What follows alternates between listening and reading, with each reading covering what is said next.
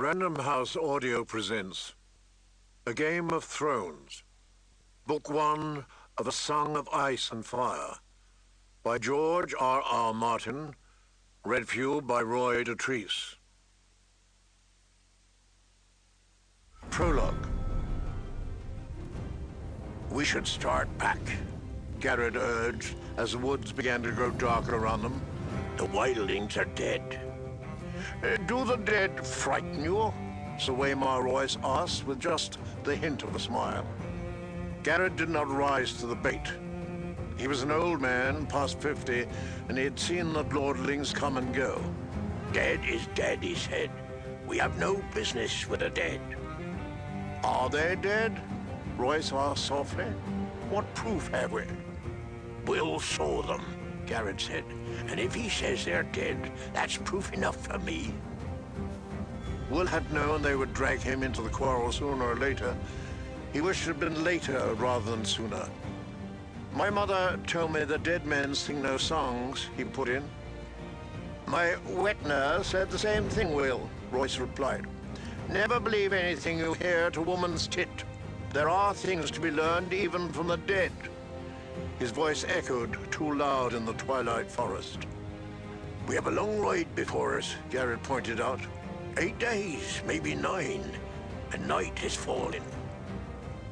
Sir Waymar Royce glanced at the sky with disinterest. "It does that every day about this time. Are you unmanned by the dark, Garrett?" Will could see the tightness around Garrett's mouth, the barely suppressed anger in his eyes under the thick black hood of his cloak. Garrett had spent 40 years in the Night's Watch, man and boy, and he was not accustomed to being made light of. Yet it was more than that. Under the wounded pride, Will could sense something else in the older man.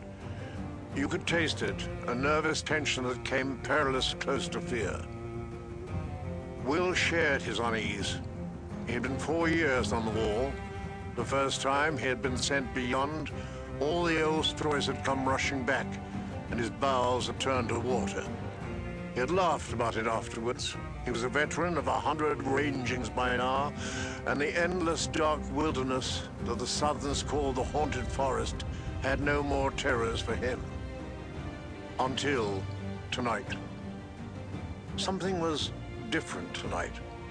There was an edge to this darkness that made his hackles rise. 9 days they had been riding, north and northwest, and then north again, farther and farther from the wall, hard on the track of a band of wildling raiders. Each day had been worse than the day that had come before. Today was the worst of all. A cold wind was blowing out of the north, and it made the trees rustle like living things. All day Will had felt as though something was watching him. Something cold and implacable that loved him not. Garrett had felt it too. Will wanted nothing so much as to ride hell-bent for the safety of the wall. But that was not a feeling to share with your commander. Especially not a commander like this one. Sir Waymar Royce was the youngest son of an ancient house with too many heirs. He was a handsome youth of 18, gray-eyed and graceful and slender as a knife. Mounted on his huge black destrier, the knight towered above Will and Garrett on their smaller garrons.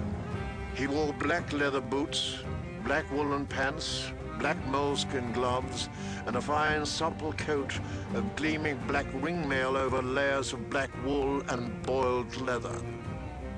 Sir Waymar had been a sworn brother of the Night's Watch for less than half a year, but no one could say he was not prepared for his vacation, at least insofar as his wardrobe was concerned. His cloak was his crowning glory, sable, thick, and black, and soft as sin. "He killed them all himself, he did," Garrett told the barracks over wine. "Twisted their little heads off, our mighty warrior." They had all shared a laugh. It is hard to take orders from a man you laughed at in your cups. Will reflected as he sat shivering atop his garron. Garrett must have felt the same. Oman said, We should track them, and we did, Garrett said. They're dead. They shan't trouble us no more. There's hard riding before us. I don't like this weather. If it snows, we could be a fortnight getting back. And snow's the best we can hope for. Ever seen an ice storm, my lord?